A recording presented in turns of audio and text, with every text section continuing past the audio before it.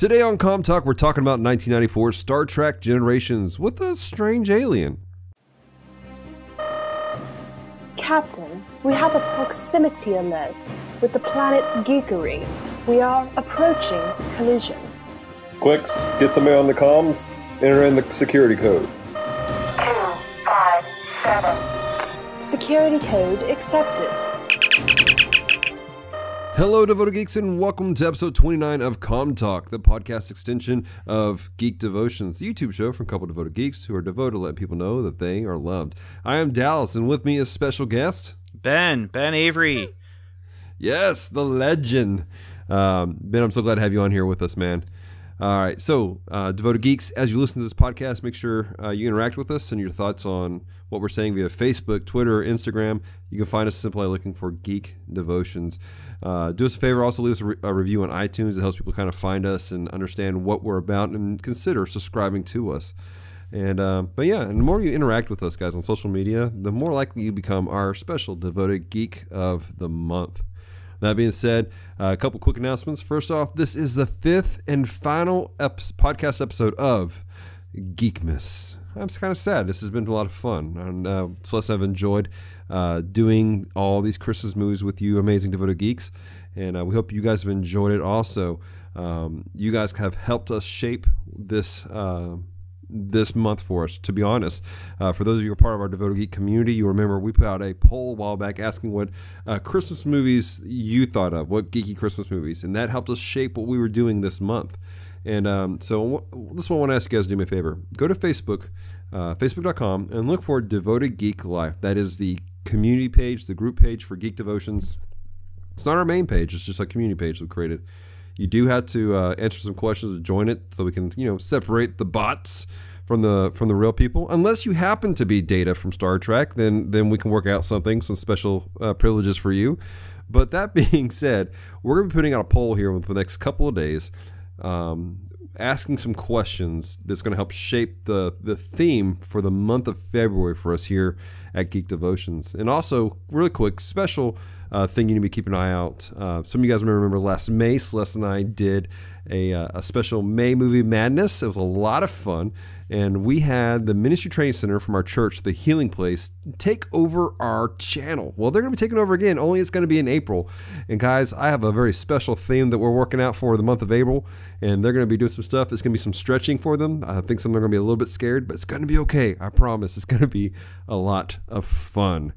And now that all those wonderful announcements are out of the way, let's get to the main meat of this thing, which is talking with somebody who I absolutely love and adore. This guy and his team of friends do one of my favorite podcasts that I listen to on a weekly basis, when it is weekly.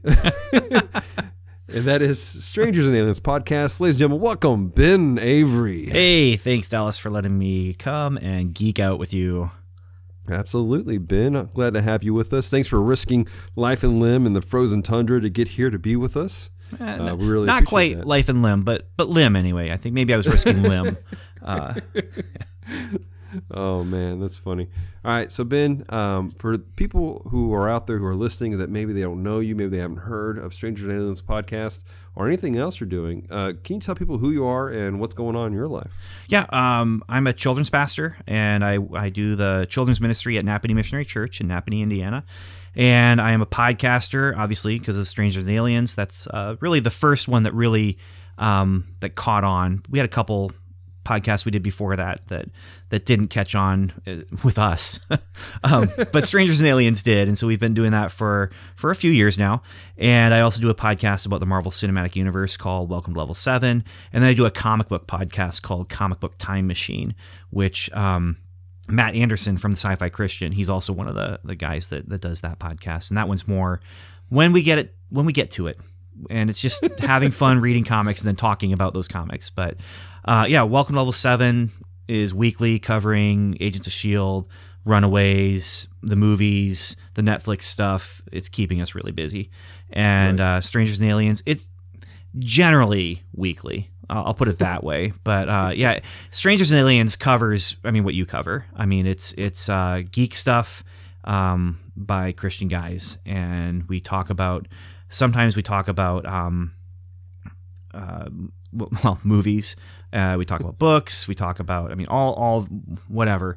But it's all that geek stuff that we like to talk about. It's the conversations we'd be having at the table together if we were getting together, just to have fun because we're friends. And so it was just we record them. And yeah, it's a lot of fun. We've been doing it for a while. It's strangersandaliens.com. And the other thing is I'm a comic book writer. And so you can find some of my work online at like benavery.com, which is my website. And right. Now, what are some of the books you've done, Ben?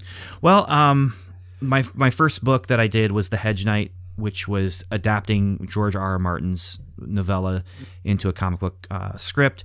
And then I wrote, for Zondervan, I've written a book called Kingdoms and a book called Time Flies. Most recently, I've been working with King Stone, which is a comic book company out of Florida. And we've been working on a project that is now done, 3-volume hardcover set covering Genesis through Revelation. And the best part of that is I got to work on Job and do the story of Job in comic book form, but I also was able to take the 4 Gospels and put them in chronological order and do the life of Christ, every single event in comic book form. And so that's been done for a little while now. And that was one of the greatest projects I ever got to work on in my life. Really? Yeah. What made that so like impactful for you that you're like, this is like this love your life? Well, for the life of Christ thing, it really was just sitting down and really digging into the Gospels and digging past like the stories that I already know, but putting them into context of his life, and putting into context of, okay, this happened when he was on his way to this place, and this happened when he was on his way to this place, and trying to find these things within that are like, okay, what have I missed? We've heard these stories all our life, and some of us we've read it multiple times, and that was so much fun just to put it into order as if it was 4 Gospels but 1 novel. And that was the most fun for me. So that's awesome. That's so awesome. Ben, I'm actually taking a look at some of your comics in the past. I never had a chance to actually say that to you, but excuse me, I'm so sorry. But they're really quite interesting. I want to encourage you guys to check them out. I think I saw them at Lifeway Christian Bookstore a while back, and like Ben said, check out his website, benavery.com, and you guys will find all this stuff. And I want to encourage you guys to check that out. Because I'm really impressed with some of the stuff you do, Ben. You are a busy guy. Yeah, any of the stuff you find on benavery.com, you can order directly from me, but you can also probably order cheaper on Amazon. I'm just going to throw that out there. But it's there. And the coolest thing about it has been, through no work of my own, I've worked with some really talented artists who have taken my stories and taken my scripts and made them much better than I imagined. And I really can't say there's ever been a stinker that have like been, that's not very good. That's not at all what I was imagining.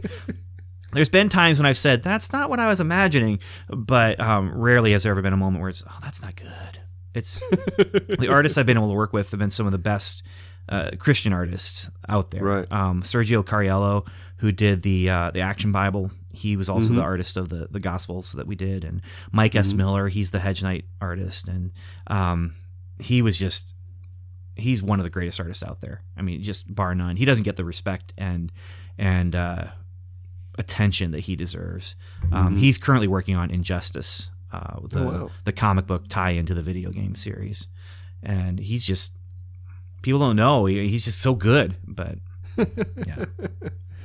Oh man, sadly I find that's a common thing, that the best talent out there is just so unrecognized, and it's really unfair. Yeah. So crazy stuff. Well, we're here to talk about something really quite spectacular, and that is Star Trek, which I'm a big fan of, and I know you are too, Ben. Yeah. And for those of you who are listening, if you haven't seen Star Trek Generations, I want to encourage you to pause this and do one of two things. One, go to Hulu and watch it there for free. If you have an account, then I guess it's not really free, but watch it there on Hulu. Yeah. Or check out our episode of Geek Devotions, which just came out Friday, because Ben basically explains the entire thing for you. There's a few spoilers there, but there's a few things that aren't left said. But check out his amazing Geek Devotion he put out. I really enjoyed it. I thought you did a great job with it, man. I really appreciate you doing our show. Thanks. I appreciate that.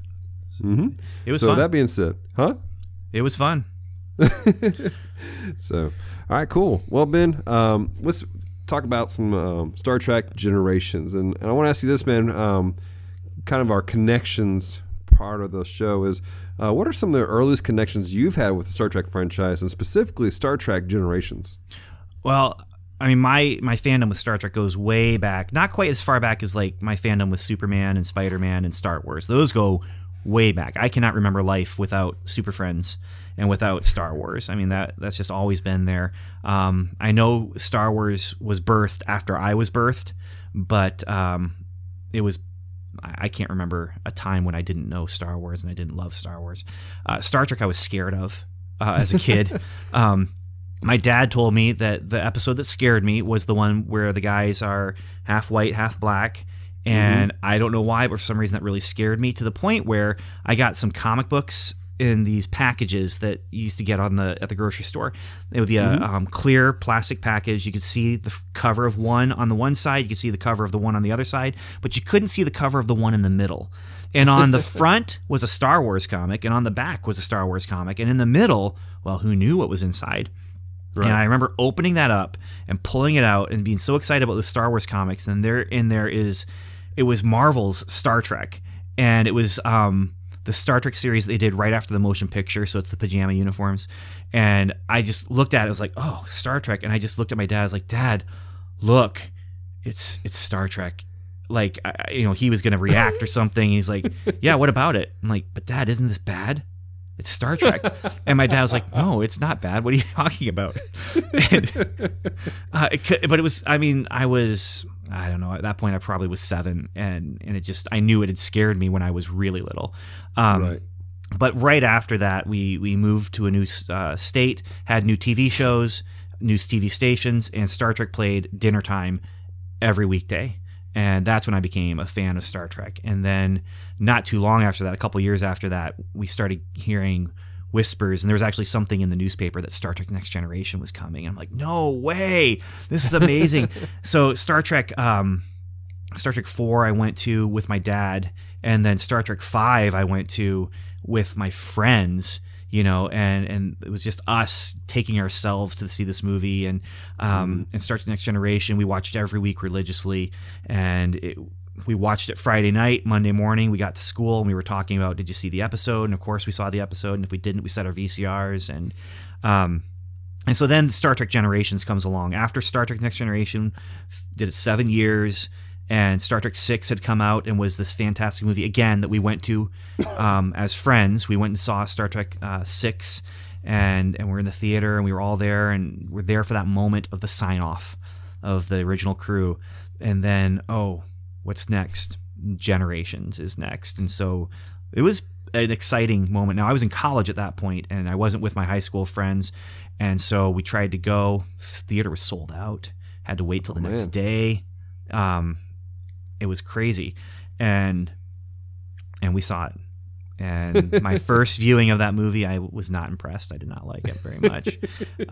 But coming back to it on VHS and now on DVD, I like it a lot more than I did. It's just, it's a different movie to me right now, I think. I don't know. Right. But there's a lot of things like that have changed over time. Or maybe it's me that's changed. But there's also things out there that, they haven't changed over time. Like we were talking about episode 1, of Star Wars. That one's pretty much, it's trapped in amber, It's right. it's locked in, and it's not changing too much. A little bit. There's still the good, but right. But with this movie, it wasn't what we expected, and that was the main issue. Was why didn't we like it so much back then? It wasn't what we expected when we found out that Captain Kirk and Captain Picard were going to meet. So I understand that. For me, watching Star Trek, I grew up a little bit watching the original series on syndication. When I would go to visit my grandparents here in Louisiana, it would be on the Sci-Fi Channel, something like that. And then, but when I lived in Missouri, every day when I would come home from school, my mom would be watching Star Trek: The Next Generation. And so I got to sit down and watch it, and I didn't realize how much of it I watched, actually, Ben, until my wife, she started watching it recently.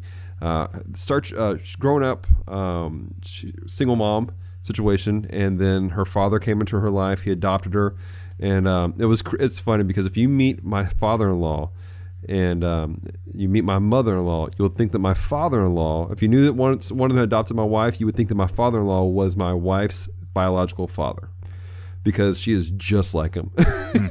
And he gave her the gift of sci-fi. And she fell in love with it. And so they watched all the original Star Trek together right before we got married.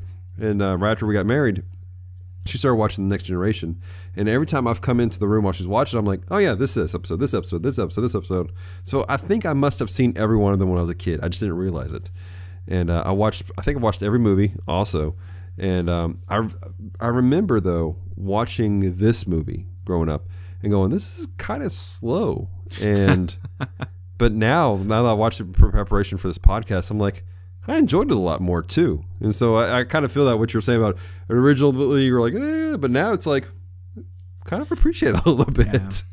I got a little nervous when I suggested we do this movie for your Christmas thing, because I knew Celeste was working her way through Next Generation, and I hadn't heard if she had made it through or not. And oh no, she's gonna have to watch it out of order, and so I got a little nervous. Now she didn't even have to watch it because she's not here. But right, yeah, I felt a little bad, but I wanted to talk about this one. I mean, this is one of those Christmas movies where it's not a Christmas movie, but it is. And, I did a whole series of blog posts on strangersandaliens.com, 24 days up until Christmas one year, and then 24 more days up until Christmas another year, where it's just all these Christmas movies that aren't Christmas movies. Strange Christmas movies is what I call them. And it includes the classics like Die Hard, and it includes Iron Man 3.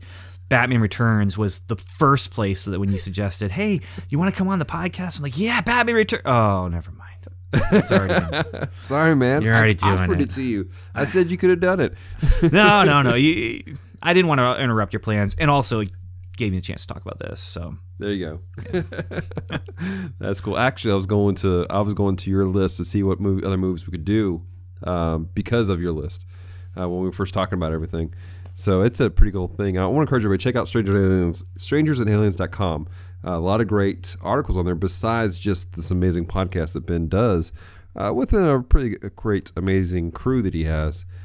That being said, Ben, let's break this thing down. When we do these kind of movie, TV show reviews, we always break it down. It's kind of a similar situation of what did we like, what did we not like, and any deeper meanings. And if there's any kind of controversy about it, we talk about it on the back end. So that being said, let's talk about some of the things that we liked about Star Trek Generations. So I'm going to pass the ball to you first, man. What did you like about this movie? The first thing I like about it is just the interplay between Picard and Kirk. That, it's, again, not what we expected when we first sat down and were sitting in the theater seats waiting to watch Captain Kirk and Captain Picard come together. And it's not at all what we expected. And that's part of why they did it the way they did it. They did not want to go with what expectations would be. But when they do get together, it's fun. It's fun to watch them talk. It's fun to watch Picard have to convince Captain Kirk to get back in action, and it's fun to see Picard basically see his hero, or one of his heroes, and it's just a cool moment. And that's probably for me what sticks out the most.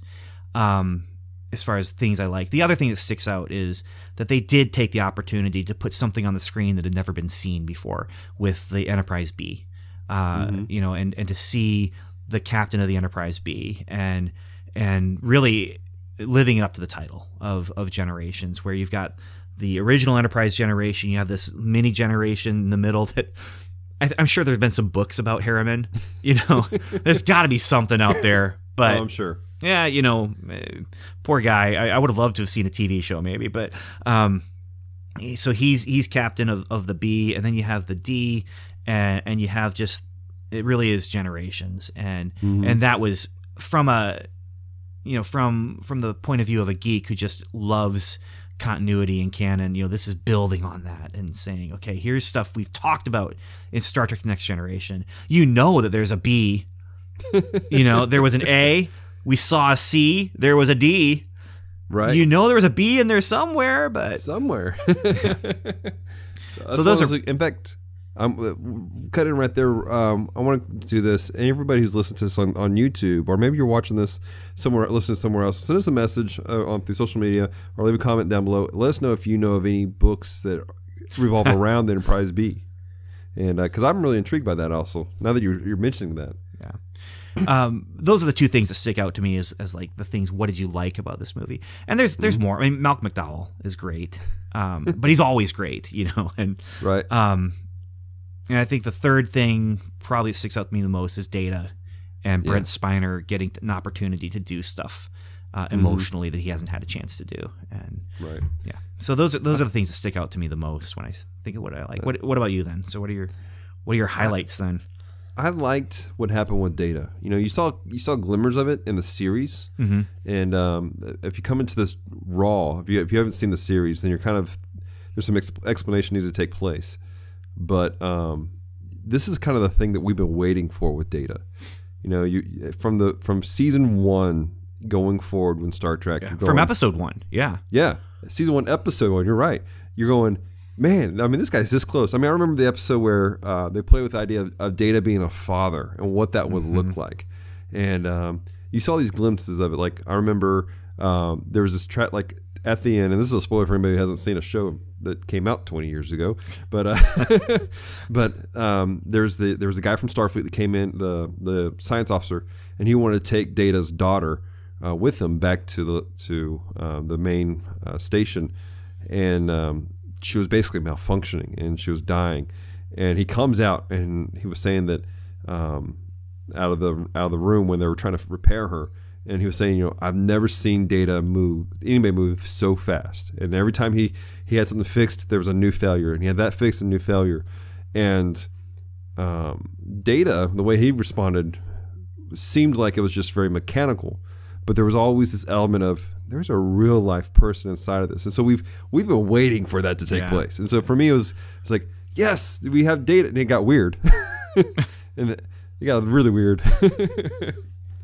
But I liked that a lot. That brings up something that in my dislike list. So I'm gonna just make the mental note. But put a note there. We'll get into that. One of the things I also enjoyed about was some of the banter between Picard and Kirk. That's one of those things everyone kind of wants. Every one of us, we've done it as kids. We're always putting up one hero against the other one, especially if there's something similar about them. Captain America versus Superman, or some weird stuff like Power Man versus Superman, whatever you want. And this is the thing that we were all waiting for, is like, what would that interaction really look like? And so I enjoyed the concept of it, and we'll get into this in kind of my dislike with the whole execution of it. But I enjoyed the concept of it. I mean, this is something I've been waiting for to see, and so I'd say that's what I like about the movie, is that there's a lot of things that I've been waiting for to see. I always like the performance of Patrick Stewart, though. He, especially like the part where he had lost his family, and you see him kind of like processing that as he's a man who's lost someone so dear to him. At the same time, he realizes he's a man of distinguished. What's the word I'm looking for?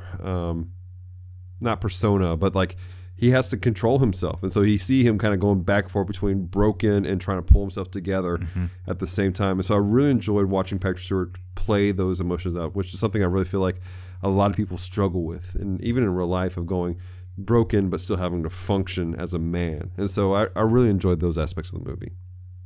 And those moments they're playing to Patrick Stewart's strengths, and he got to do some things in this movie as an actor that he didn't get to do throughout 180 or more, maybe. I can't remember how many episodes there were, but throughout those episodes, he never got a chance to do this range, and it's great. I mean, they had to work hard to find what is it we can do to push Picard into a place he's never been before, and this whole family aspect of losing the son that he never had, and losing his brother, and facing his own mortality, but also facing the death of his family line.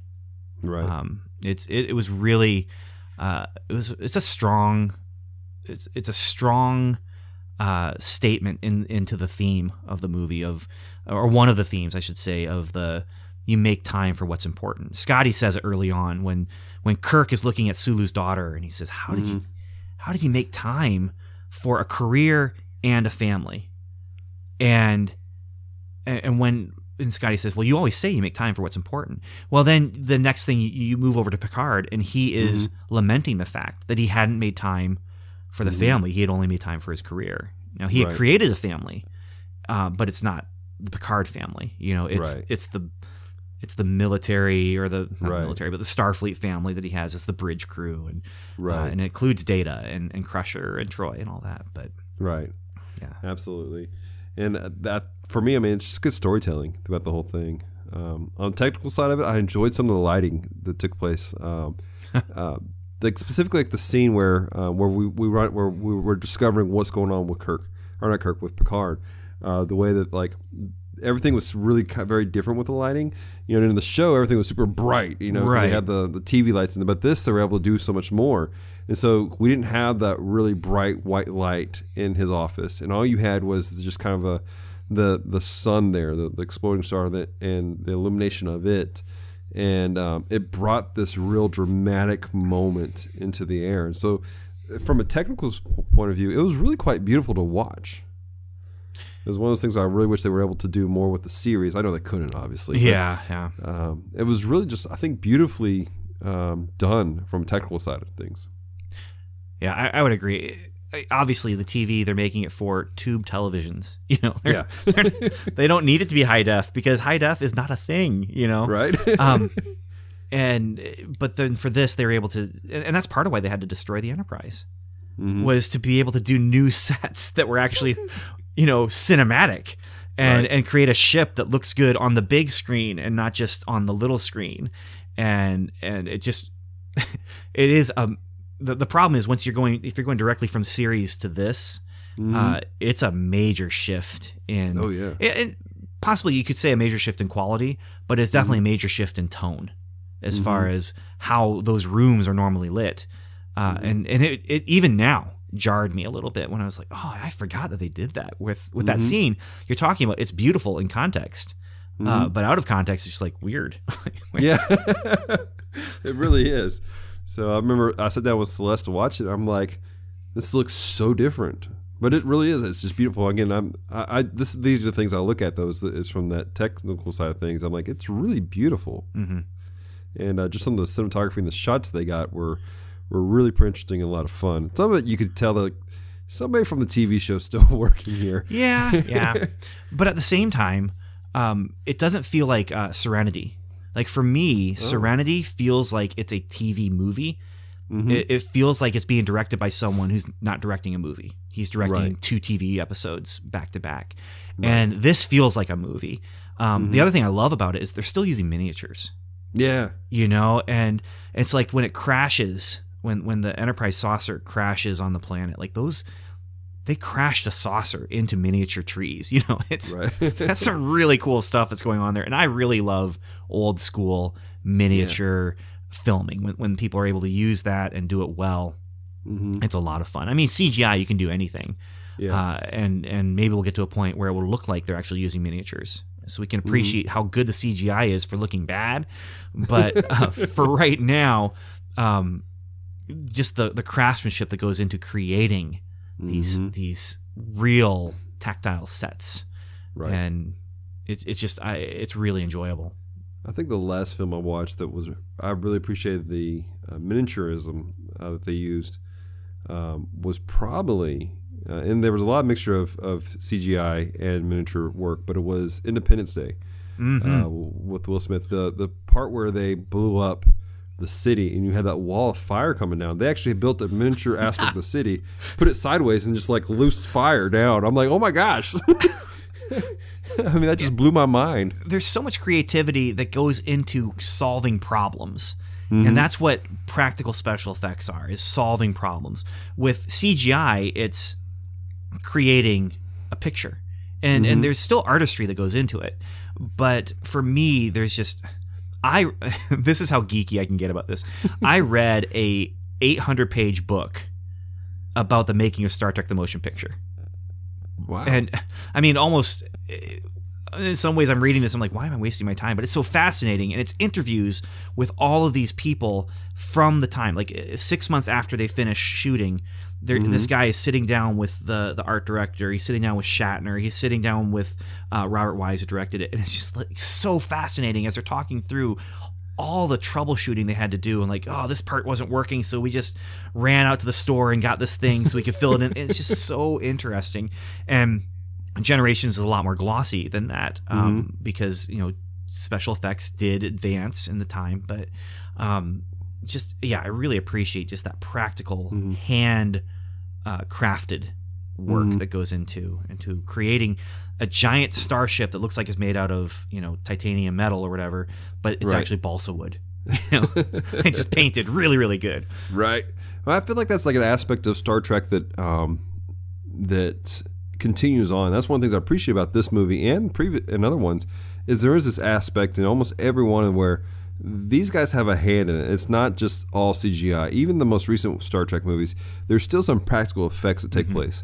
I remember reading about in the first Star Trek movie of this new franchise with Chris Pine, the scene where they're doing the sky jump and they're falling down towards that tower, and you have who was it? It was Kirk and was it Sulu? I think Kirk, Sulu, and I think a red shirt maybe. Yeah, the fact that those are a thing still. Yeah, but they're flying down, and I remember reading about this, and we were talking about how they had this issue of you can't exactly film people giving these long dialogues upside down because after about 5 minutes they will black out, and so they worked out an old school Hollywood technique, and they had them stand on a giant mirror.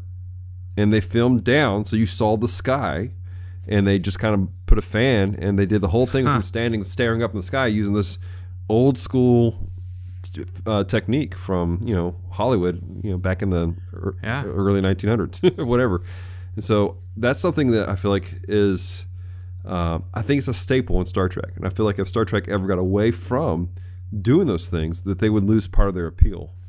Yeah, and that's a big thing where people talk about the prequels, and it's so cold, and it's so, it's all artificial CGI. And so the new movies, you can see this kind of a reaction to that, where they're building the sets and they're actually creating this place, and I appreciate that. And CGI works, though. Don't get me wrong. I mean, I'm not telling people to get off my lawn, or anything like that. When it comes to this kind of thing, it's just I really appreciate. I mean, that's why one of the reasons why I love Godzilla movies so much is the artistry that actually goes into making these really goofy movies. Yeah, absolutely. We actually talked about that when we did King of the Monsters month, and it was in the first episode. It was about perspective, and the first half of the episode I talked about the fact that what made him scary was the perspective that they had to use, where they had a man in a suit with miniatures, and then they had to record a portion of it and project it up on a wall, and then have people interact with it that way, and just different aspects. And just the artistry of that to create that old school thing. yeah. Well, it wasn't old school then. Then it was cutting edge. Oh yeah, very cutting edge. So, all right, cool, man. Well, let's move forward then, and let's talk about some things that we didn't like about it. And earlier you mentioned that you had some issues with our brother Data having some emotional breakdowns. I hate the emotion chip. I hate it. I think it's cheap. I think it's kind of dumb. I mean, I like what it does. I like that it allows us. I mean, and as a plot element in this movie, I like what it does because we get that moment of Data cringing. I mean, he's so strong; he could easily defeat but he's scared. And he just can't. He can't even function because he can't function with these emotions. But in the early seasons of Star Trek, it really did feel like Data was trying to find his humanity and his emotion and figure out all these things, but it always felt like it was there. And so even the episode you were talking about, where he's just trying so hard to rescue his daughter, and he's acting like a parent who cares about his child. And you would do anything, to save your child. And, even if it's something just goofy, like a scab on the knee. You know, they fell off their bike and they're crying so hard because they scraped their knee, and it's nothing. You know, we just got to wash this off so it doesn't get infected. But to them, it's the end of the world, and you rush out to them because they're crying. You know, unless you've had too many times where they cried wolf. But so he's acting like he has the hints of emotion that are already there, and so I feel like the emotion chip itself kind of cheapens things a little bit and doesn't allow him to actually explore and develop and find these emotions within, and because then you're also getting into ideas of programming and stuff like that, and no matter what with data, you're going to get into these ideas of so if it did it my way, are the emotions programmed into him and he's just discovering new programming, or he's just updating old programming with the emotion chip? He's experiencing emotion, but is he really? You know, because it's just a chip that expands his programming, and so you're getting into those questions of artificial intelligence and does it have feelings and stuff like that, and it's really neat. Right. But I do not like that. I don't like the emotion chip itself as a thing. I don't like it. Right. So that's me. You know, that's just me. But maybe it's not just me, but it is one of those things that just kind of irks me. And then the other thing, and I've said it before, I've said it again, I'm not the first person who said it, I won't be the last person who said it, but Kirk should die on the bridge, not under one. Now, I heard about that, some of the problem with that, and part of the reason they shot it originally with him dying on the bridge, but however, word got out about it, and because they wanted it to be a surprise for people how things happen, they went and did a reshoot and didn't tell anybody they did a reshoot. Well, and here's the thing. They could have taken Yesterday's Enterprise, that episode. That would have been the perfect story to use to bring Kirk up to the future. You know, Kirk comes on his ship, and he comes to the future, and it's an alternate future, and to save the Federation, he goes back in time in a suicide mission. And that's a great episode. It's a wonderful, wonderful episode. It's where we get to see the Enterprise C. And it's a great episode. And so anything that they were to do, you know, so Kirk didn't do that, obviously. But if they had done anything like that, it would have just been them redoing that episode. And so how do you bring Kirk into the future? How do you have Kirk interact with them? What does it look like? And I expect it. I mean, I see him on Enterprise B, and you know, there's the ribbon is coming, and when I first watched it, I was expecting him to just take control of the situation, and then the ship gets zapped into the future. And so now you have him in the future, and we all expected, well, I shouldn't say we all expected. People I knew expected that there would be your classic comic book misunderstanding where Enterprise B is fighting Enterprise D, and Kirk is actually kind of winning because he's Captain Kirk, and even though Picard has the better ship, and you know, and then they have to defeat the bad guy together or something like that. But so just his death originally really bothered me, that it was the way it was. Now it doesn't bother me so much, because one of the things Kirk says earlier, and I can't remember when he said it and what movie he said, but he said, I knew I wasn't going to die because I always knew that when I die, I'll die alone. And he knew he wasn't going to die because Spock and McCoy and them were there. And I wish I could remember what movie it was from, or what, it might have even been a TV episode. I'm pretty sure it was a movie. Might have even been Star Trek 6. I don't remember, but the bottom line is that's what happened. He died alone. I'm going to Google it while you keep talking. So that's it makes sense, you know. But him, instead of dying on the bridge of a ship, you know, in command of a ship, he does the Kirk thing. He does the fist fight, you know, and he gets a couple Kirk chops in there, you know. I don't think he does put your arm. Yeah, I don't know if he does a drop kick. But he does some of his classic moves. I'm trying to remember now. I can't remember now. But you know, he goes hand to hand with the bad guy and then falls off a bridge. So that's awesome. That's awesome. I'm kind of with you though on some that, like the with Kirk and Picard. It was just kind of weird. I feel like there was so much left undone. I feel like they could have done so much more with Kirk. And it just felt short, you know what I'm saying?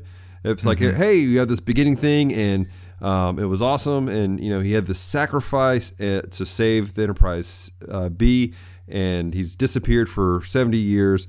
However, he comes back in the Nexus, and it just felt real. I mean, I'm sure it was longer, but it felt like 10 minutes of screen time with Kirk, and I felt like a good portion of it was him whining. Yeah. just complaining about not wanting to leave, and of course it was to lead up and have him realize that he needed to be to kind of man up, cowboy up, and realize that he had a duty, he had things to do. But it was just such a short screen time. I'm like, there should have been so much more to this, I feel like. Yeah. The whole thing with Kirk is it would have been nice to give him more to do than just the beginning, the Nexus, and then him and Picard. He doesn't even interact with anyone else. Right. I mean, it's just him and Picard, and they go and they do their fight. Okay, so I caught it while you were talking then. It is Star Trek V. So okay. That's... I was trying to pull it up. yeah. It's Star Trek V, and he says he knew he would die. I think it's because he was falling off the cliff. That's what it was. Oh, okay, he's climbing the mountain. He falls. Spock saves him, Superman style, and they talk about the risk. And he said, "I knew I wouldn't die because I wasn't alone." And later on, they do a callback to it where he says, "I thought I was going to die" or something, and Spock says, "I think it's Spock says, well, you weren't alone," or something like that. And I remember this now. Yeah. So that's cool. So what else did you not particularly care about this movie? Well, you mentioned the slowness of it. There is a little bit of that to it, but even then, it feels like a Next Generation episode. And that's why. Okay, Star Trek V, I like it because it feels like an original series episode. Okay, it really does to me. And this feels like a Next Generation episode. The Next Generation movies, this one and Insurrection, both feel like they're small-ish. They're not destroying the entire Federation. First Contact, you have the Borg invasion.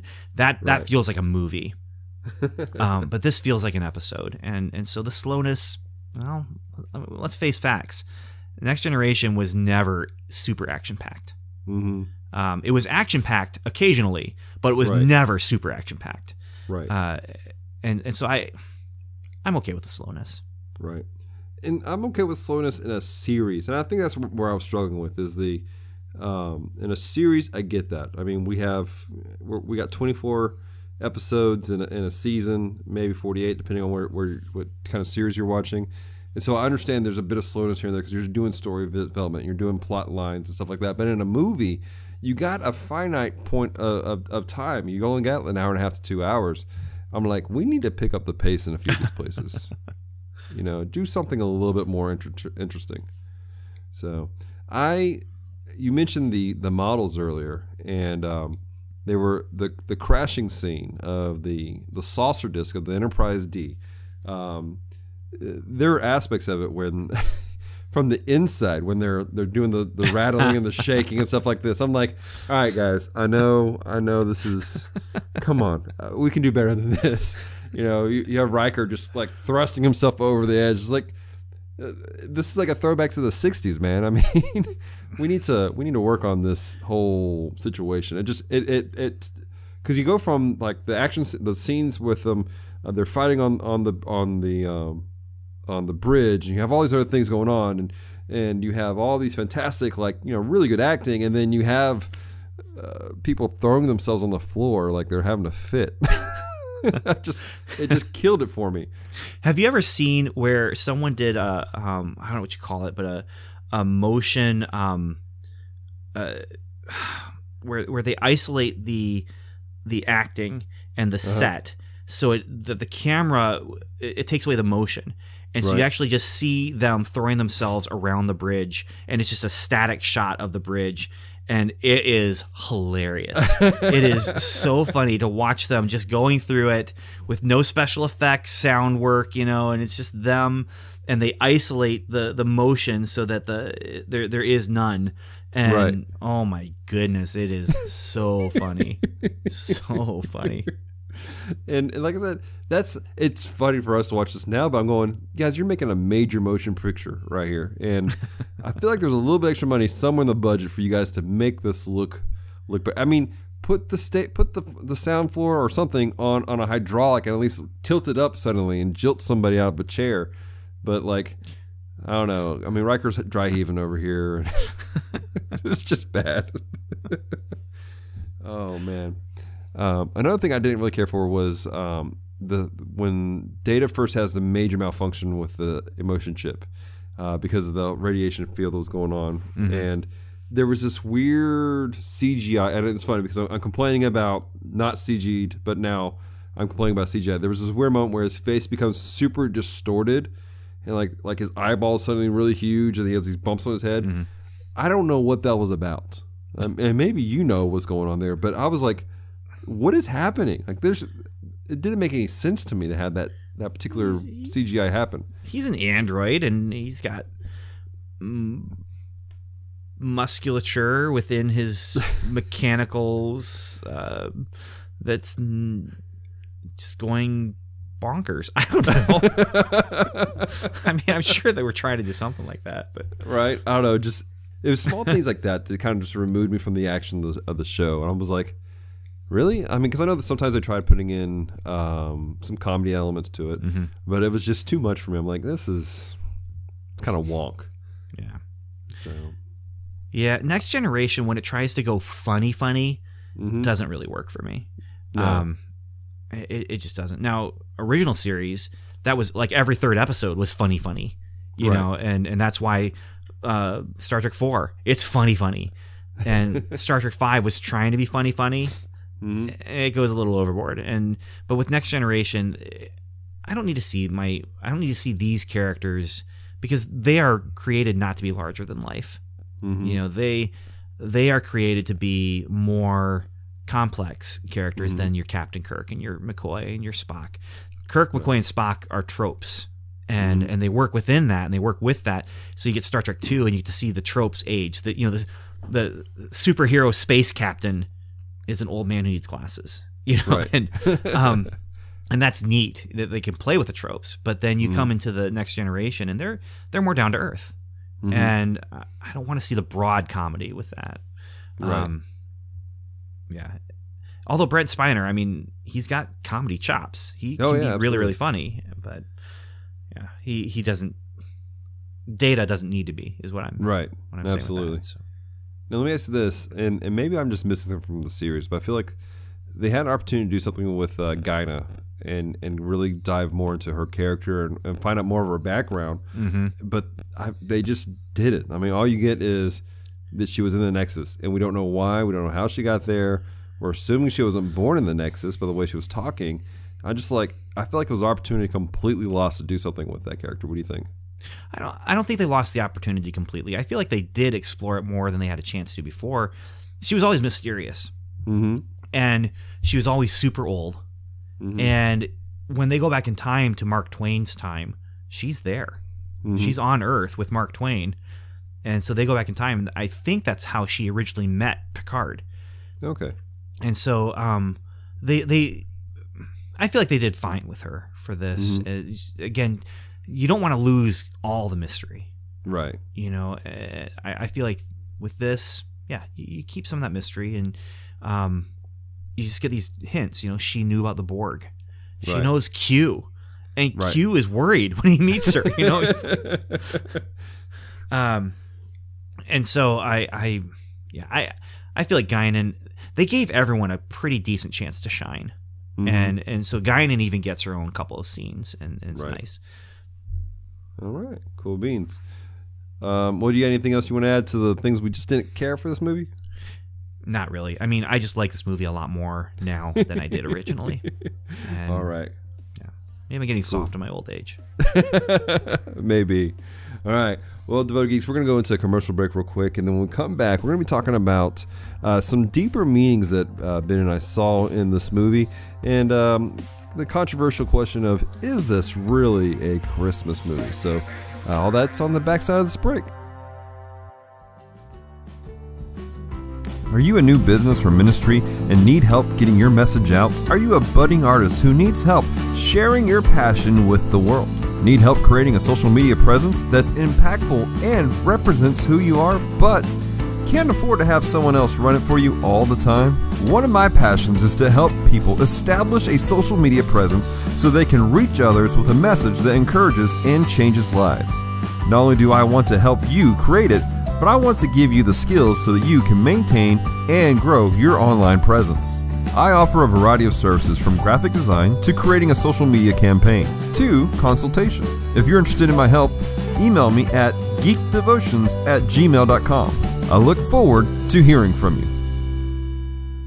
All right, and we're back, and we are here with Ben Avery with Strangers and Aliens podcast, which is a great podcast you can find on iTunes, Google Play, Stitcher, and all those fantastic places that you get your favorite podcasts from. Now, real quick, before we get into the next little bit about this, you have a couple of friends who help you with this podcast. Am I right, Ben? Yeah. I started the podcast with Dr. Jace O'Neill and Steve McDonald. And Dr. Jace, family and job changed over time, as happens, and he had to pull back. We bring him back. We take him out of the dust or the mothballs every once in a while, and dust him off, and then let him talk a couple minutes, and then we put him back in. But Steve and I, we've known each other for a long time, and a long time before we were podcasting together. Evan came in to kind of fill the shoes that were left vacant by Dr. Jace, and it's not a perfect fit as far as shoes go, but Evan is a good fit as far as him coming in. He's not Dr. Jace, that much is clear, but at the same time, he brings a good younger voice to the podcast. And so one of the things I like about what Strangers and Aliens allows us to do is just different voices who have different opinions about different things, and some things we agree on, most things we at least can converse civilly about. When it comes to some Star Wars stuff, emotions can get high. But outside of Star Wars, we're good. And so that's the team. And so Steve, he's older than I am slightly, and then Evan, he's millennial, and so he grew up with his Star Wars being the prequels, know, and so that's a really interesting voice just on those conversations. Right. Yeah. That's cool. Very cool. So it's a lot of fun, and like I said, the conversations we have on the podcast, Evan and I literally have those conversations at Chili's, Right. And it's a lot of fun talking about being creative, and talking about all the different aspects of the geekery, but then also the how that fits in spiritually for us as well. So. Right. Absolutely. Very cool, man. And you guys it's a great team. Devoted Geeks, I want to encourage you guys to check out Strangers and Aliens. It's really very similar to the way Comm Talk runs, actually, where it's just conversations, having fun, talking about these things. The things that you hear on Comm Talk, Celeste and I are talking here at the house when we go out to eat. Last week we had our friend Chris here, and it was kind of a different setup. We all three of us were around one singular microphone talking, and it's really what happens like when we're in the hallways at the church, or we're hanging out in Crawfish or something like that. We just talk about these things, and that's what I love about your show, man. It's just so genuine. It's just so, you guys are just genuine, interesting people, and sometimes it gets weird. It gets very weird. I remember a couple weeks ago, or maybe about a month ago, Steve did this weird thing where he was talking like he was laying in bed, cuddling up to a teddy bear for a while. Yeah, because he actually was laying in bed. Oh, man. Yeah, that one, I don't like to edit, and so I was just, that's staying in. It gets weird. Yeah. It's life, man. That's life. That's podcasting. Awesome sauce, man. Well, man, we're going to take this into kind of a different direction now, and we're going to be talking about some of the spiritual connections or applications that we saw within this film that kind of spoke to us. For those of you who maybe this is your first time watching or listening to Comm Talk, check out Geek Devotions. Celeste and I, we do this on a weekly basis. We look at geeky pop culture stuff, whether it be movies, anime, sci-fi, comic books, whatever you have, and we try to find some sort of deeper meaning to it. And and bring it forth and use it to encourage people, let them know they're loved. And funny story, one of my first exposures to Strangers and Aliens was actually been through your Weak Connections videos that you would put out here and there. And so that's pretty cool. So going for weak connections, maybe some strong connections. Ben, what are some of the things that you saw in Star Trek Generations? Well, one of them I talked about in the devotion, and that is this generational idea of passing things on and not holding on to things so tightly. Now, I didn't get into that holding on to things and not, allowing the next generation to grow. But that's part of what I see here is this, the old generation and the young and passing it on. And that's what caused me to kind of change track on the devotional as I was creating it, was as I was looking at this idea of generation to generation to generation. And Psalm 78, the one that I used in that video, has just really stuck out to me lately. And that part of that is my role as a children's pastor. And so that's that one I've now paired up with Luke 2:52, which is Jesus grew in wisdom and stature and favor with God and man. That verse is kind of my children's pastor mission verse. This is what we're doing, is helping kids grow in wisdom. The stature part we're not working on as much, but the wisdom and the favor with God and favor with man, and just walking, learning about our relationship with God, our relationship with other people. But this verse from Psalm 78, where it's just talking about pass these things on to the next generation, let them know and remember God's deeds. And of course, then Psalm 78 goes on to just kind of go into all the stuff that Israel had done that was really awful, and they turned away from God when they did this, and they did this, and they did this. It's kind of like, okay, it's a little bit more depressing. But the idea of that opening sequence where it says, teach the young people this, teach your children this, let them hear it, let them know it, and so that's my original track was kind of looking at Picard and why does he go to Christmas Day? Why is his personal heaven this Victorian Christmas, and why does the atheist Captain Picard end up in this place where it's a celebration of a sacred holiday? And I wanted to kind of explore that idea of what is it about Christmas that appeals to everyone. You can celebrate Christmas without even mentioning Jesus. Kind of. You're still mentioning Christ because you're using the name, Christmas. But and so that was kind of my original tack, and I kind of changed it because of this generational thing. And that might be something we could talk about, is the Picard thing. But this whole generational thing, it just more and more in my role as a children's pastor, and then in my role as a father. These are things that I when I was doing children's work when I was 22, and just getting out of college, that wasn't so much on my mind. What was on my mind was the message, get the message out there. But it wasn't so much about, training in the next generation to come, and to rise up. And just over the last 20 some years, that's what has been just building more and more and more within me, as first as a volunteer leader and now as a full-time pastor, is just this idea of we're training this next generation so that they can rise up and train the next generation after them. And that's what's happening here with this Starfleet, where you've got Kirk and Chekhov and Scotty, and there's Harriman from Ferris Bueller's Day Off, and there's Sulu's daughter, and in the background there's the guy who plays Tuvok, and it's just like this next generation here, and then we move on 78 years later or whatever, and now we have the next generation crew, and then you have Kirk and Picard side by side, and Picard was a kid, Kirk would have died, quote unquote, before Picard was born. And so here he is coming and meeting this hero who has been, has things named after him in the books, and all these things where they're learning about him in Starfleet. As they're learning just how to be an officer, they're learning about him, and now he actually gets to meet that hero, and that hero then gets to rise up to the occasion and help this Picard is actually about the same age as Shatner, you know, but at the same time, he's so much younger because of that 70-year gap. And that's one of the things that sticks out with me. That's awesome. Going off the conversation about Picard and Shatner, or Picard and Kirk, you almost see this look of disappointment in Picard's eyes when he sees Kirk. You know, this is, like you said, this is the man he grew up listening to, knowing about. He's in the history books, and you know, this is the man that they aspire to be.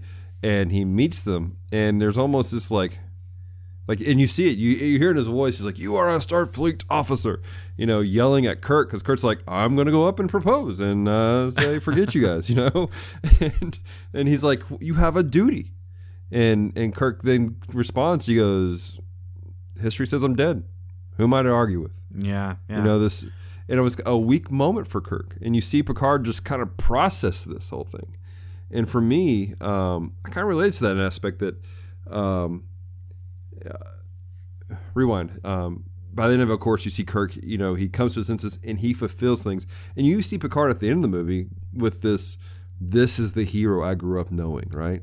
This is the man that I've read about, and this is why we study Kirk, because he really was who we thought he was. Yeah. But he was still a man. And growing up, when I first got saved, my family, right after I got saved, we came to Louisiana and started going to the church we go to now. At the time, it was called Glad Tidings. Now it's called the Healing Place. And my youth pastor was my hero. I mean, he was my hero. He was my rock. I was going through a lot of hard times at that point. My family was separated, and he was my grounding agent growing up. And so he was my hero. And I've seen other people like that in my life that, you know, I've kind of put on this pedestal, like they're the man, right? And when I took over the kids ministry at my church, almost 10 years ago, the relationship between mentor and fellow employee began to happen, and I began to see behind the veil a little bit, and begin to see kind of the flaws in the armor. You know, I was like, that pedestal, it should not have been there. You know, I'm like, I had moments where I was just disappointed in him as a man. You know, I'm like, seriously, you're saying this to me? You're doing this? Like you were this man, like this legend. It's like, it's Jesus, and then it's you. You know. And then, you know, my pastor, we get a new pastor in this time frame, and I kind of put him on the same pedestal. And I know these things. You know, it's one of those things, you know, not to put these people on a pedestal, but we still do it. And the way we do things and the staff here is we try to be very transparent. And my pastor is very big on, let me show you behind the curtain a little bit. Not too much, because there's some things I just don't need to know.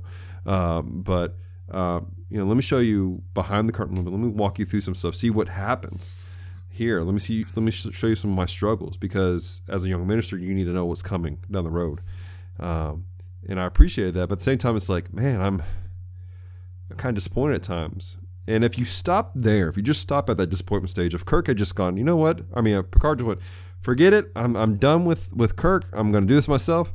We would have a very different story. But if you pursue them, you allow them to do what they do, I think that we'd be a lot less disappointed. I feel like we have a tendency in the church today where there's one mess up, and a person who we've put on this pedestal, they do what they do, and that's act like a human being in a fallen state. And we get so disappointed at that moment, and we just write people off. And I think we do it too quickly. If we allowed these people to walk out the process that God has for them, I think we'd have a lot less hurt in the church, if you will. I think we'd see a lot less disappointment, just period, in life, if we allow people to do things. You know, the reason why I had respect for my youth pastor is because he seemed to be always doing the right thing. Well, I didn't realize he struggled to get to the right thing. You know, he didn't let those things stop him from doing the right thing. And even with my pastor, things that he didn't allow struggles and things that took place, adversity, to stop him from doing the great things he's been doing. And so now, me going on the backside, I'm going, man, I feel inspired by these guys, because they went through junk, and now I can do it. And I feel like Picard even did that. You know, he saw his hero just being a doofus, but at the end of it, I feel like Picard, they could play with some stuff with that, going, this point forward, he understands there's struggles, but we can still be the men that we need to be in the end. Yeah. Well, and the nice thing about that scene is you're put in the Picard scene. I mean, you're watching Kirk do this, and you are with Picard 100%. I don't think anyone watching this movie is like, "Yep, Kirk's doing what he should be doing by not going." And, you're wanting Picard to succeed. And honestly, what this reminds me of is the 1 Timothy 4:12. Don't let anyone look down on you because you are young. That's Picard. He's like, I could back off because he is Kirk. Right. And who am I to tell him? You know, but no, this is. And that's maybe in some ways an encouragement to, young people who know what's right, to speak up. And even though it's a little intimidating to speak up when my elder, is doing the wrong thing. But then on the other hand, it also for adults is, we can listen to people who are younger than us and, actually be corrected. Because Kirk accepted correction, and he allowed himself to be corrected and to turn around and do the right thing. And everyone is relieved when he does, because everyone in the audience is, okay, finally, Kirk, all right, let's get this movie going. But and now he's dead. But they were giving Shatner an arc to work with too, with this, because where do you take the amazing space captain, right? And well, you give him a life where he doesn't need to risk anything and where he's just happy all the time. Well, but what kind of life is that for him? And yeah, it's a great scene. It's not the scene we wanted, right? But it's a good scene. So. Absolutely. Some of the other aspects that I thought were interesting, dealing with Data himself and becoming self-aware as emotional aspect of things. And that he had this great line of where he basically, I forget at what point in the movie, but he said this whole thing of like, there's just too much for him to process. He doesn't understand it. And I feel like that we struggle with that. People struggle with that a lot. Is they're overwhelmed and they don't know how to handle it. And Picard comes in as this sturdy man who is like, he's backing him. He's like, shut up, sit down in the chair, do your job. I'm not shutting you down. You got to work through this. And I feel like that everybody needs a Picard in their life to do that at some point in time. Somebody to go, look, shut up. You're being stupid. All right. I know this is hard. I know you're overwhelmed, but you got a job you got to get done. Let's move forward and do this kind of father figure life like thing.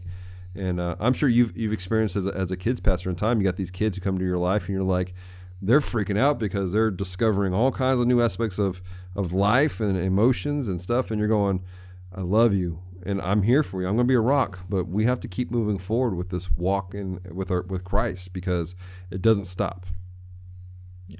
Yeah. And the other interesting thing about that is Picard is going through the same thing, where he's having to deal with this flood of emotion that he's not familiar with, and it makes him more human, and it also allows him, I think, in some ways, allows him to relate to Data, and because what is he doing? He's pushing forward, and things, the world keeps on turning. The world does not stop because we want to stop.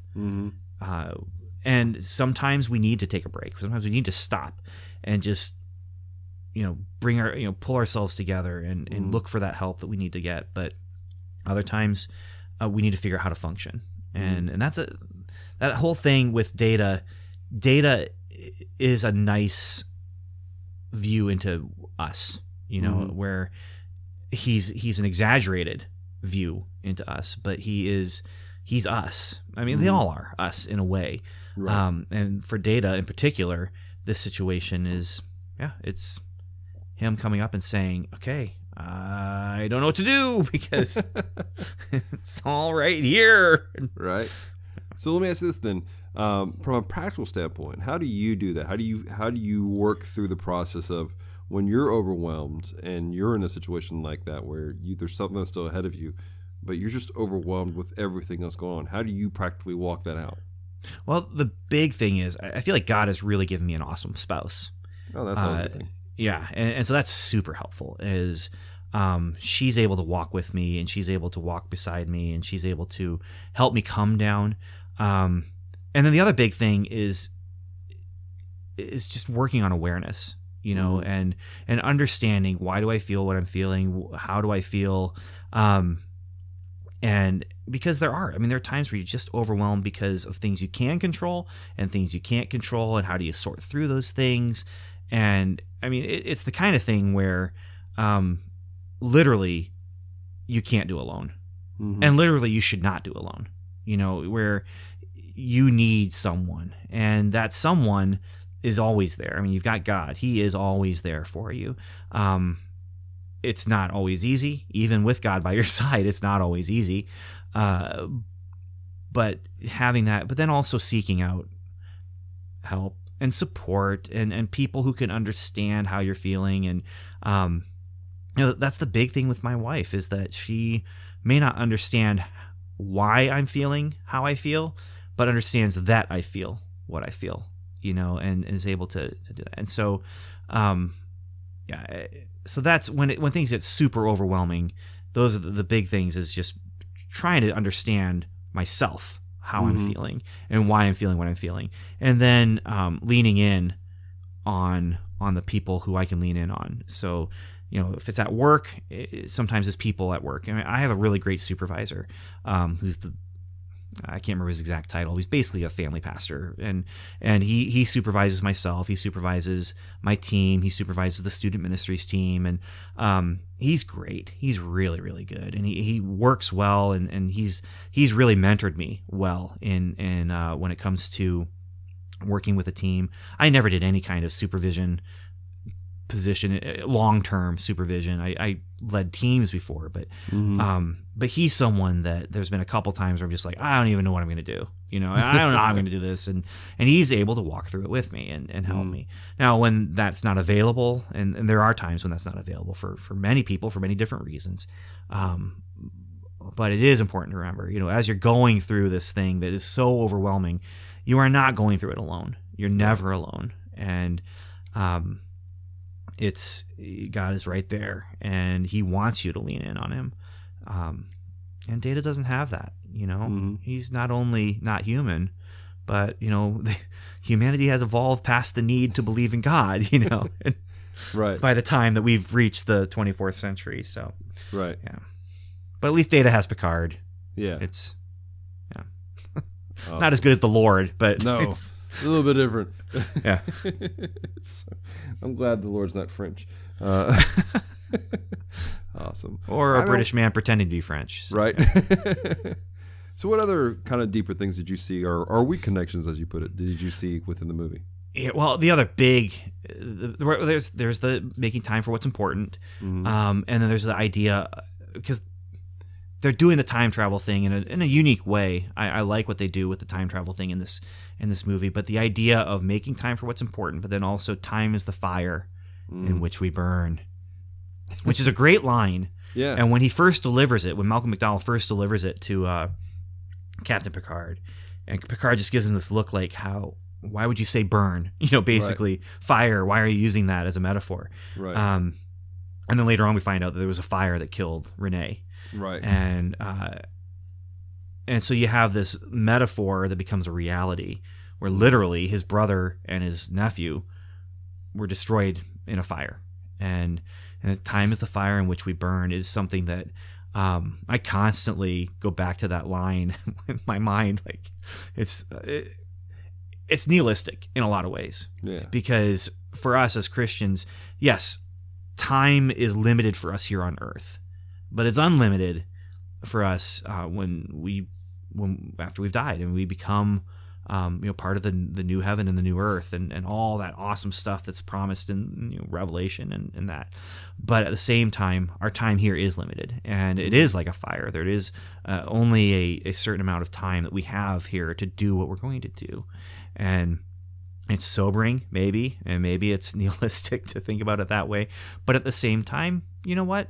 It's a reality, and so what are we doing with that time? you know, and are we making time for what's important? So those are two things that the time is the fire in which we burn thing, that's stuck with me since the first viewing of the movie. Mm-hmm. We make time for what's important, I didn't notice it until this viewing. Right. Or if I did, it's something I noticed and then completely forgot about as far as theme and that kind of thing. And it just really stuck out to me when Scotty said it, and he's throwing words back at Kirk. Right. You always say. So, at the end of the movie, Picard says something different than he quotes the line of "Time is a fire that burns and consumes us," but then he changes it and says that it's something that follows us on a journey. That it's something that we walk with and we go through. And I feel like that is the aspect that as Christians that we maybe look at better. It is nihilistic. The whole it burns, it takes us out. But if we look at it as this is a journey. We have a certain time frame that we walk this out, and it comes to an end pretty soon. But we're still something we're actively walking out. We shouldn't be scared of it. In fact, we should be looking forward to the end of our time. As Christians, I mean, that's our great reward, the blessed hope and all that good stuff. I feel like for the agnostic and the atheist, it is a fire that burns, and it is a fearful thing because it's like, man, I feel like it's where I remember several years ago the big thing was YOLO. You know, you only live once. Yeah. And Jesus is like, oh, I did it twice, but it is one of those things where we need to be cognitive of what's ahead of us, because there is such a limited time to do what we've been set to accomplish.Ch for you and I, we understand that is the Great Commission, Matthew 28. Yeah, you know, go and tell the world, make disciples. And so, with that mindset, then with it being a fire, whether it's consuming or whether it's something when you walk out, how do you put that into action in your life of reaching those who need to know that there's hope? Yeah. Not well sometimes. I mean, it really is something I'm constantly having to remind myself of, is like, what am I doing with my time? And it's not just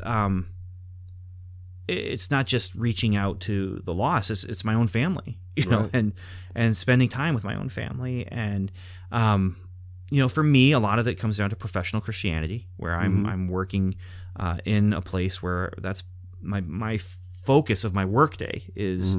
For a lot of it is, okay, how am I presenting the message to these kids and that kind of thing.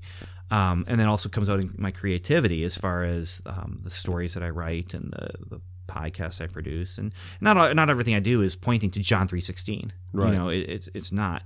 But it's building relationships and that's, again, going back to you make time for what's important. And what is important? Relationships, people. People are important. And I'm not great. I'm not a great people person. I spend time talking to a microphone a lot. That's great.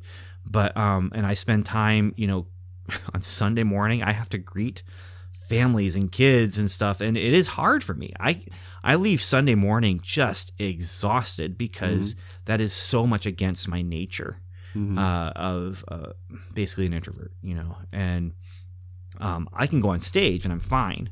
Right. Because I'm playing a part, you know, I'm playing the role of teacher or whatever. Right. But when I'm actually talking to people and trying to be genuine and trying to be, you know, actual, like, engaged with what I'm doing, and it is exhausting. Yeah. It is exhausting. But then it is, I mean, a big part of when I was in high school, it used to be we were looking for God's perfect will. What's God's perfect will for my life, you know? And I've loosened up on the perfect will of my life kind of thing to more of, okay, what's God's will, you know, and what am I doing, you know, and you've got there are some specific things you can get into as far as God wants me to do this, A, B, and C. But then there's these general things, like you mentioned, the Great Commission. What's God's will for my life? The Great Commission is God's will for my life, you know, and I have some agency in deciding how that plays out. And I obviously want to go to God for guidance and that sort of thing, but sometimes he lets you choose. Right. You know, and he gives you the wisdom to help you choose. And I think sometimes A, B, or C he's okay with all of them. Right. You know, and now this is me saying I think sometimes, you know, I'm not, hopefully there's nobody saying, I'm going to write that down and that's exactly why I can do whatever I want now, you know. Right. That's not what I'm saying. But I mean, we still need to seek His wisdom, and we still need to seek godly counsel, and we still Right. need to, those things. But It's funny you say that, because I read a book a while back. I can't remember if it was by Ian Bounds or somebody else, but they written a book about prayer, and they were saying that they're walking through the process of how do you hear from God, how do you pray, and everything, and it talked about fasting and being in devotions and being in the scriptures and all stuff. And at the end of the book, it says, look, if you're still looking for answers from God, and if you have been reading the Word, you've been in prayer regularly, you've been fasting, you're doing these things, and you've come to the end of that, and you're still going, God, I need an answer for something. Perhaps God's just saying, well, pick one. Because if you're doing all these things, you're in His will, and He's going to bless what you do. And that's where I kind of am right now, is I'm spending more of my time, instead of what's God's perfect will and how do I find the perfect thing and get all the exact answers telling me what to do. Right. I'm spending a lot more time exploring and just talking to God. How do you want me to use what you've given me? And excuse me. And what opportunities are you putting in my path? And how are you leading me? And it's really more about kind of following the path of the shepherd, and less about being dragged, or led by a leash, Right. and just spending time with Him, and spending time. I mean, the job I have right now is a job I never thought I would ever have. I spent 13 years as a volunteer children's teacher, and doing our Sunday morning program at our old church. And I always looked into, okay, could I be a children's pastor? Is that a possibility? And whenever I look into it, like on the job search boards, like churchfinders.com or whatever, there were always these positions, but none of them were positions that would allow me to support a family. Right. It just isn't. Children's pastors, the children's pastor's position is a position for second incomes. Really is what it comes down to, and because a lot of times it's the wife who's doing a part-time job to bring in extra income for the household, because her husband is doing the full-time job. And so I'd look at these boards, I'm like, that's never going to happen. It's never going to happen. And I gave up. I was just like, it's never going to happen. And so I was doing my part-time janitor job and doing my freelance writing, and this job just came to me. Someone mentioned to my supervisor, hey, have you thought about Ben for this as you're doing this search? And it was someone whose daughter had been at the camp that I was the guest speaker for the children's at for 2 years before, and it was just this kind of thing where it just kind of came out of nowhere, and I was seeking God's will, but at the same time I didn't know what it was going to be, and I was just looking for, God, what are you putting in my path, and how can I prepare for what you have for me? And those are more the questions that I feel like we need to be asking, is how can I prepare for what you have for me, and less about what is this perfect little puzzle piece that I'm going to be put into, and just it's cut out perfectly for me. Life is a lot messier than that, and I think God allows it to be messier than that, because I think He wants us to follow Him and enjoy following Him, and not.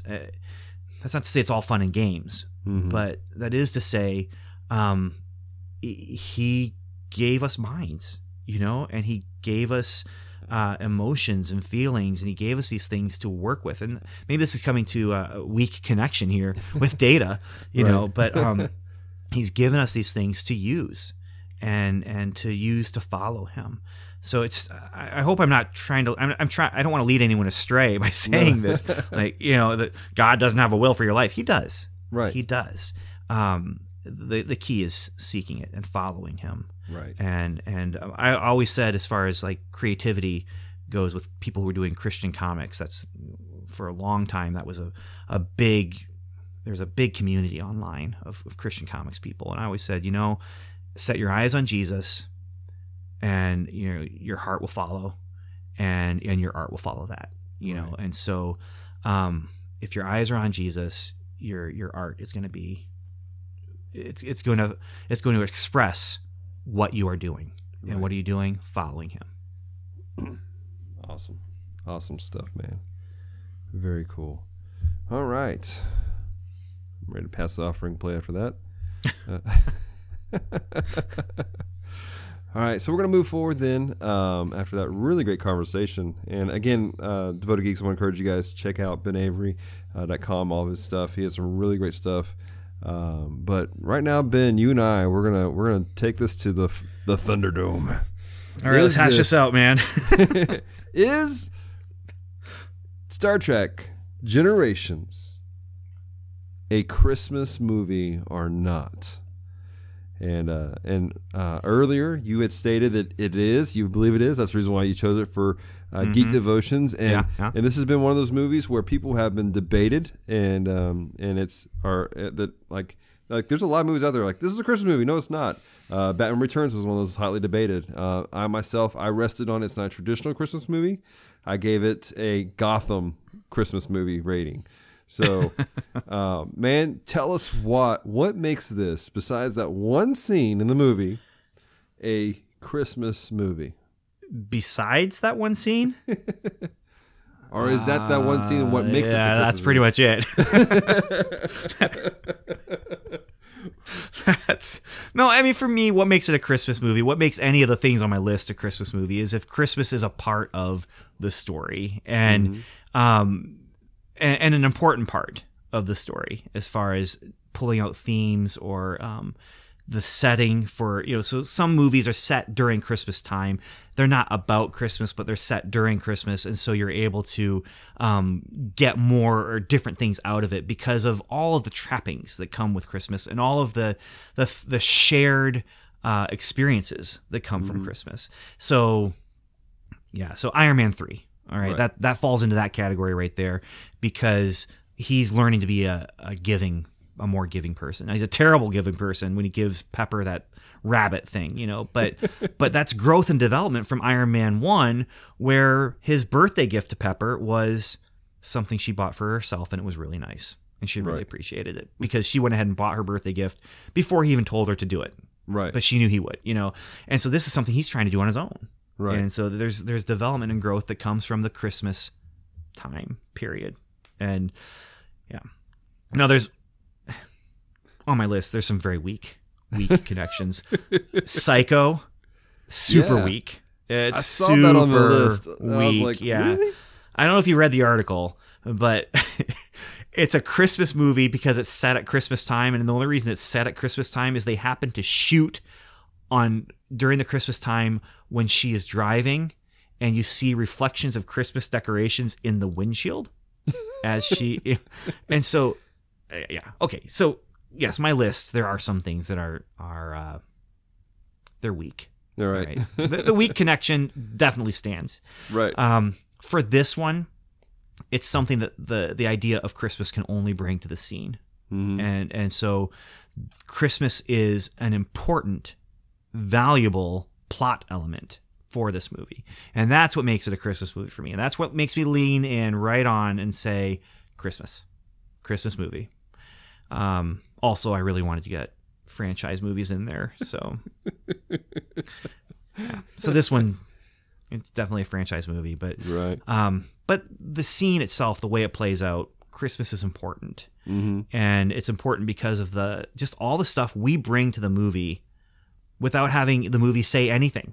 Once they go into the scene and you see the tree, you see the presents, you see the children, you see the family, everything's ready. It's Christmas time, and it's interesting because that's what he is stepping into for eternity. Whatever the next is, however long it's going to last. Right. But he steps into that, and he has chosen that to be the place where he can find the thing he never had now that he has the time, and that is family, and that is celebration, and that is tradition. And it's interesting, like I said before, that Picard would choose this sacred holiday when they have made it very clear throughout the series that Picard is an atheist, does not believe in God. He has actually spoken to Q, but he still can't believe in God. Okay. Right. So I can believe in Q, but there can't be something more than him. Right. So it's just interesting to me that he goes there. But the reason he goes there is all those things I just talked about: tradition, family, just the warmth of the season, even though it's cold outside. That's one of the things I love about Christmas. And I'm sitting right here in my living room and it's warm. I don't have a fireplace or anything like that, but I look outside and it's a white Christmas. I'm so excited. This is the first white Christmas we've had in a couple years, and it's wonderful. It's beautiful. It's cold outside, but it's warm in here. And that's the setting that he has chosen. Is it's cold outside, but it's warm inside. And the way they shoot it with the colors and the lighting of the fire and the lighting from the tree and all that kind of thing that makes it a Christmas movie. But only that. Right. Only that one scene. And I think that's the trapping for people is one, which really, in retrospect, we're looking at what, a 5-minute scene, maybe 8 minutes. Is that enough to qualify it as a Christmas movie, or is it just one of those small things? Now, that being said, because part of that argument of it being, it's just a little bit. I think it was White Christmas. I just saw an article the other day, and there was. It was actually asking whether or not Die Hard was a Christmas movie, which you can check out on Comm Talk. It was a couple episodes back, our discussion on it. But I think it was White Christmas, but said that really you only see Christmas stuff for about 10 minutes in the whole movie. Mm-hmm. And so I guess that really does. Does a Christmas movie have to be set at Christmas time the entire movie? Mm-hmm. Because White Christmas starts there and ends there, if I'm remembering it right. Or is that holiday? Yeah, I don't remember now, but I'm pretty sure it starts with them in the war, right, singing, and it's Christmas time, and then they end. But yeah, it's important to the movie though, and there's more to life than just Christmas, right? And there's things that we bring into Christmas from outside of the season, right? So, yeah. So going with that mindset, it's an important part of it. It's something that takes place. I'm going way off base here, and this is going to go weird, and I'm going to have to retract everything I say, I'm sure. But Calendar Man, the character, the villain, Calendar Man. You remember him from Batman comics? Batman, yeah. Is he a Christmas character then? Well, no. I mean, because he's like, is anyone a Christmas character? Santa Claus is probably the only. I mean, but even Santa Claus lives outside of Christmas, right? And honestly, yeah. I mean, even like Rudolph the Red-Nosed Reindeer and A Year Without a Santa Claus. Those old Rankin Bass movies, right? Or specials. They don't take place all on Christmas, right? It's just they're talking. Everything's pointing to Christmas, and so for Picard's arc, his arc points to that point in the middle of the movie, and then he leaps off and projects out from that, because he has that arc where he has the moment where he could have everything that he has lost, and have everything that he never grabbed onto. And everything from before that movie is pointing into that point in time, and everything after that comes from him launching himself out of that to say, this isn't satisfying. This is not what life is about, and there's a job I have to do. And so he launches out from that. So everything's pointing to that point in time. It's all, his whole arc points to Christmas and launches from it. So is that then the definition of a Christmas movie for you? Is Christmas becomes no matter how small of a time frame it is, becomes the some sort of instrumental linchpin in the film. Yeah. It has to be an important thing in the film, even if it is like. Okay, yeah. I get what you're saying, man. Okay, you're just not going to be able to push me in a corner to say what you're saying, all right? I'm sticking with my guns, man. Hey, man, I'm not here to change your mind. I'm just asking the questions. Yeah, questions are asked of me. I get what you're saying, but at the same time, for me, what makes that list is, and even there's some movies that don't do this. But Citizen Kane, right. Christmas is a launching point for that movie, right? And Rosebud, yeah. And so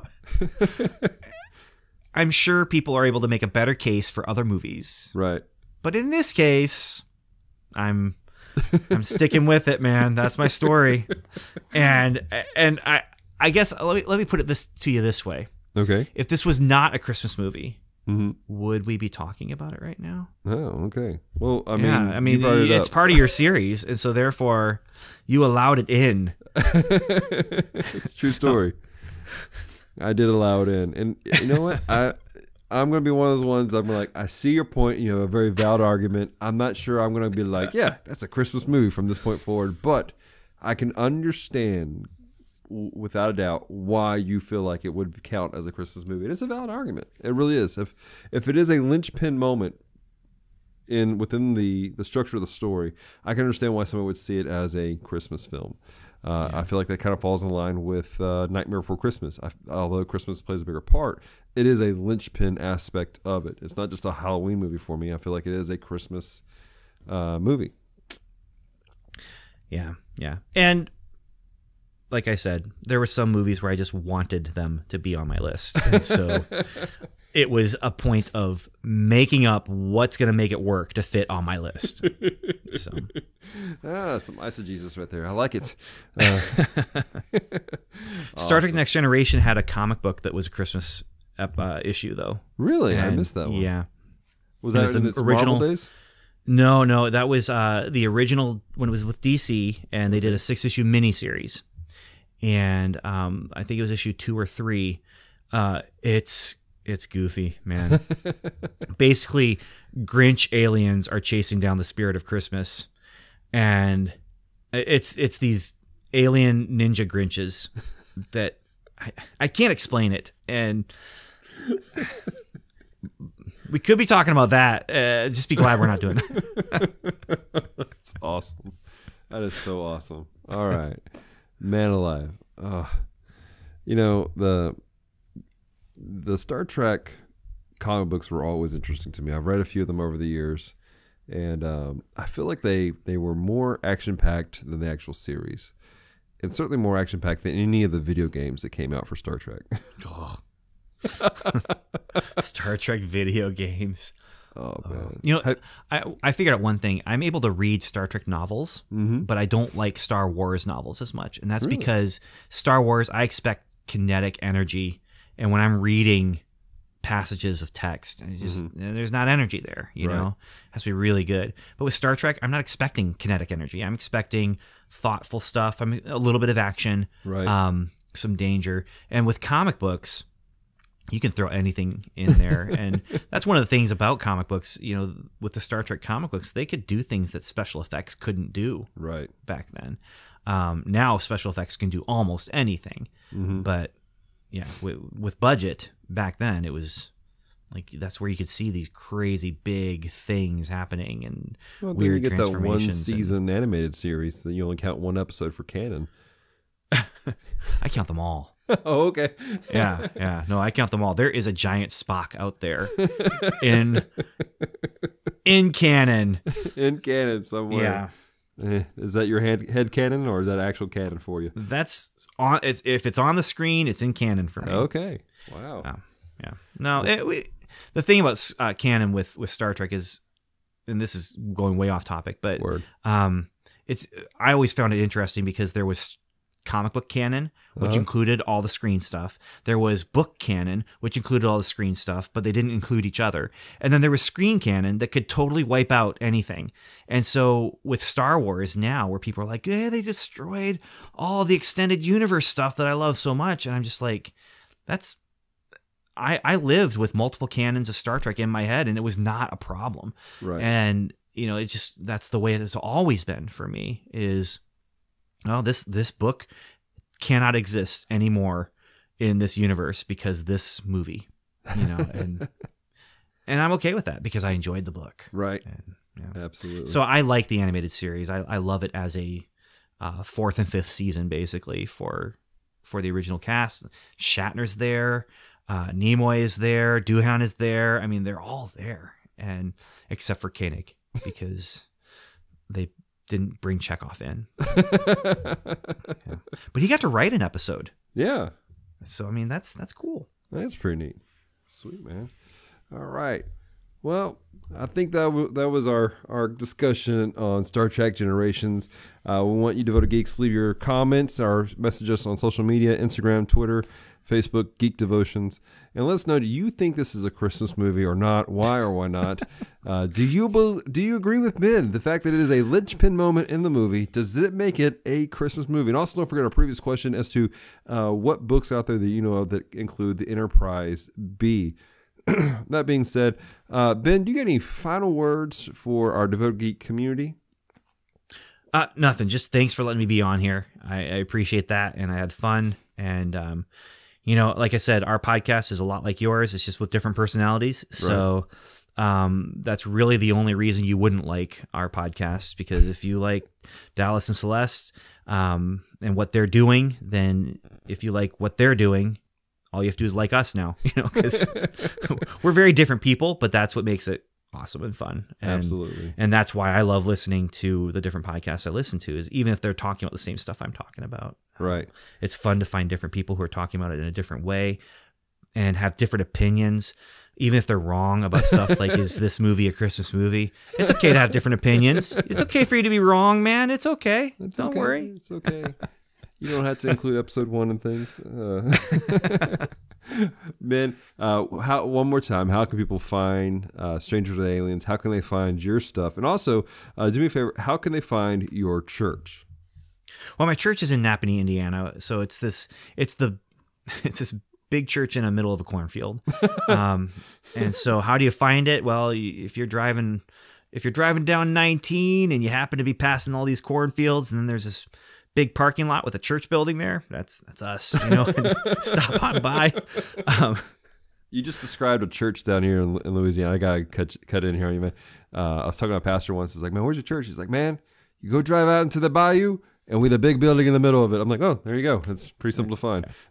Yep, except with corn. Yeah. So depending on the season, it's a little harder to see because of the corn. But we've had harvest now, and it's easy to see. So,